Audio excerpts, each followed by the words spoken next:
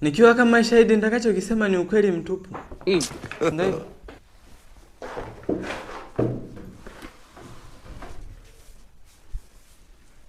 Ni kweli mchana tulienda kununua lakini usiku tuliiba, tulikuwa wengi. Uongo hidi? Wewe laptop za watu ziko wapi? Tutafungwa. Unaniangalia? Afu nilikuwa nimesahau dada unakaa na mwizi. Huyu ni kijana wangu. Huyu ndo aliyetupa ramani, sasa ningekuwa mimi ningemfunga. Afu nilikuwa nimesahau na huyu hapa alikuwepo. Wewe wapi yule mke wako ambaye ulikuja naye? Aka hapo kalikuwa kanaambia kalituzidi wote. Uongo afande. Unanikonyeza, mimi nimeapa kusema ukweli. Baada ya wasilisho wa mshahidi, wakili upande wa mtetezi karibu. Mheshimiwa Hakimu, mimi kama mwanasheria siwezi kuongea bila mwanasheria wangu.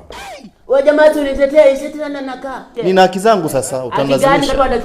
Usinilazimishe kusema bila mwanasheria wangu siwezi nikazungumza. Sisi tulienda pale laptop center Ndanda Street, Kariakoo, Agrey pale. Tulienda kununua laptop, tukakuta wanafanyia watu delivery, alafu laptop ni nzuri. Kwa hiyo sisi usiku na wenzangu tukaamua turudi tuje tuibe. Kwa mwanasheria tutetee sasa. Mwanasheria wako nani?